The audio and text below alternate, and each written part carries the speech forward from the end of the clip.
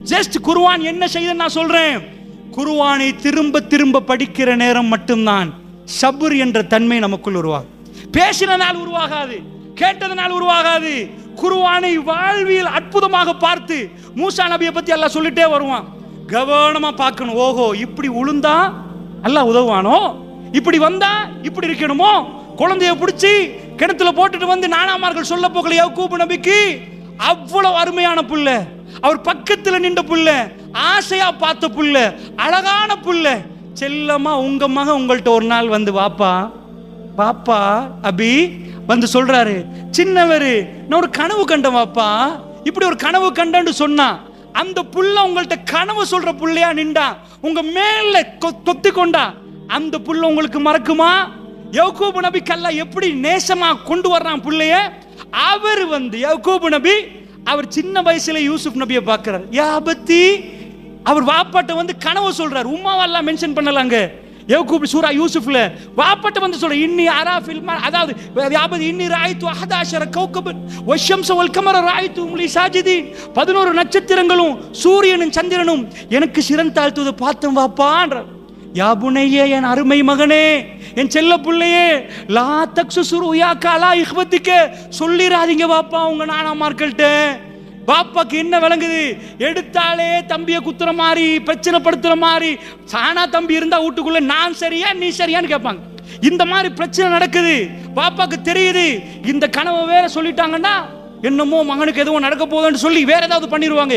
எதை யாக்கூப் நபி பயந்தாரோ அந்த விஷயம் கனவு தெரியாமலே, கனவு சொல்லாமலே நானாமார்கள் கொண்டு போய் கிணத்துல போட்டாங்க. கிணத்துல போட்டா இப்ப எப்படி பொறுமையா நிக்கிறது? ஒரு நபி கொண்டு வந்து காட்டுறாங்க சட்டைய, போலியான ரத்தத்தை போட்டுட்டு உங்க மகனை ஓனாய் சாப்பிட்டுட்டு பல்லாரண்டு அறையில பிள்ளைகளுக்கு. அவருக்கு தெரியும் அவர் புள்ள மவுத்து இல்லைண்டு. எப்படி தெரியும்? அந்த கனவை சொல்லுது மகன் மவுத்து இல்லைண்டு. ஒரு நாள் வரும் 11 பேரும் பாப்பாவும் உம்மாவும் வச்சு இவர் சிம்மாசனத்தில் உட்காருவார். அவ்வளவு பேர் அவங்களுக்கு பணிவாங்க. அதுதான் அந்த கனவுடைய விளக்கம். அது தெரியும் யாக்கூப் நபிக்கு. அவர் சொன்ன வார்த்தை ஃபஸபருன் ஜமீல், அழகான பொறுமையை நான் கடைப்பிடிக்கிறேன்டாரு. அல்லாஹ் குர்ஆன்ல என்ன பாடம் படிச்சு தர்றான்? எப்படி அட்வான்ஸ் லெவல் பாஸ் ஆகுவது, மெடிக்கல் காலேஜ் என்ட்ரு ஆகுறதுக்கு என்ன செய்யலாம், வாகனம் இடையில நின்றா இன்ஜினை எப்படி செக் பண்ணுவது, உங்களோட எந்த மீட்டரை வச்சுக்கொள்ளணும், இது குர்ஆன்ல பார்க்கல. நாங்க ஆபரேஷன் தியேட்டருக்கு போறவரு இந்த எக்யூப்மெண்ட் எல்லாம் கொண்டு போகணும், கையில இதுவும் இருக்கணும், இந்த மாதிரி தான் ஆபரேட்டர். அதெல்லாம் வரல. எது வருது தெரியுமா? உன் பாதையில் நீ போகிற நேரம், நீ பயணிக்கிற நேரம் உனக்குள்ள பயம் வரும், உனக்குள்ள கவலை வரும். அந்த பயமும் கவலையும் வருகிற நேரம் இறைவன் அந்த பயத்தையும் கவலையும் எடுக்கிற அருமருந்து என்ன தெரியுமா? நீ இறைவன் பால் திரும்பணும், அடிமை என்பதை ஏற்றுக்கொள்ளணும், மனப்பூர்வமா சொல்லணும், இறைவா நான் உனக்கு கட்டுப்பட்டு விட்டேன், நீ நாடிதான் எல்லாம் நடக்குது, என் கையில எதுவும் இல்லை. மனுஷனுக்கு இந்த அறிவை கொடுத்த உடனே அல்லாஹ் மறந்துடுவான். விண்வெளிக்கு பயணம், அதாவது எங்க சந்திரமண்டலத்துக்கு போன உடனே சந்திரமண்டலம் வரைக்கும் போயிட்டேன், எனக்கு எதுவும் செய்யலான்னு கேட்பான் மனுஷன். அதனால அந்த மாதிரி உணர்வை தந்துட்டு இப்படி ஒரு வீக் பாயிண்ட்டை போட்டெல்லாம் கட்டுப்பாடு கல்பால் அப்படி சஜதால விழுந்துருவோம். யாரெல்லாம் நீதான் யாரெல்லாம். யாக்கூப் நபி என்ன சொன்னாரு? அழுதார். புள்ளேட்ட அழல, இன்னமா அஷ்கு பஸ்ஸி வ ஹுஸ்னி இலல்லா. அழுது அழுது அழுது அல்லாஹ்விடம் சொன்னார். ஏன் அழுகிறார் தெரியுமா? யூசுப் செல்ல அவ்வளவு அழகு, அவர் அவ்வளவு பசந்தி, அப்படி நல்ல புள்ள, பாப்பாட்ட வந்து எதையும் ஓடி வந்து சொல்ற புள்ள. சாப்பிட போக்கல இன்றைக்கு யூசுப் சாப்பிட்டாரா?